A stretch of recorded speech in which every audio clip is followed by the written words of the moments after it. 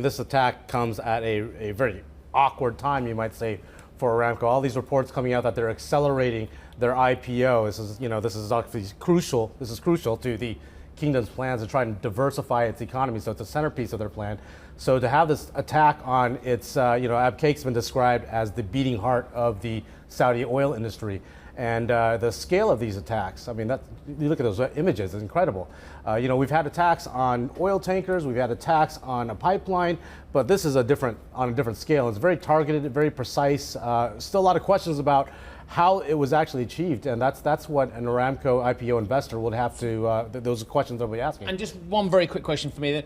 How could this happen when we have supposedly very unsophisticated Houthi rebels compared with the enormous sophistication of a United States-backed defense missile system for key Saudi infrastructure as well? Given the sophistication of what the Patriot missile system and other defenses are supposed to look like compared to unsophisticated unmanned combat aerial vehicles, UCAVs, drones, how can this happen? Yeah, well, I'm not an expert on drone technology, but I mean, I think this is clear that this is a new ball game we're talking about. 2006, Abqaiq was attacked, and it was repelled. This attack was repelled. This is a different type of warfare.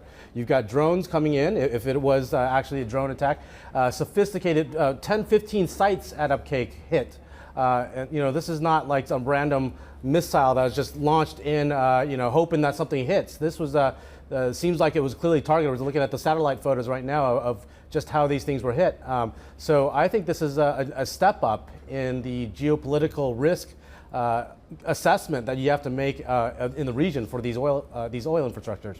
Yeah, I mean, I share some of Steve's concerns. I mean, the region must be bristling with surveillance technology, one imagines. Yeah. And if we can now stop drones around Western airports, surely an oil facility could be protected. But anyway, just setting that to one side, obviously geopolitical risk now and concerns around what the right price for energy have spiked.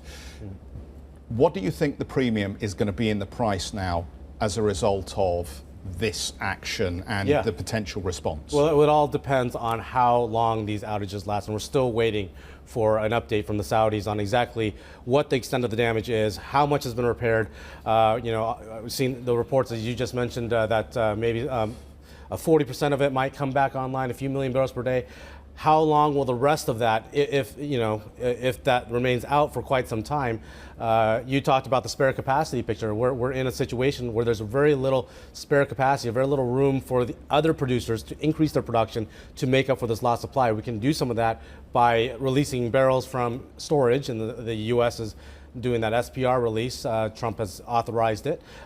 Those are temporary measures. If this is out for weeks or months, we could see quite a squeeze on the oil price. Hi, I'm Joanna Bersecci, and thank you for watching. You can check out more of our videos by clicking on the boxes on the screen.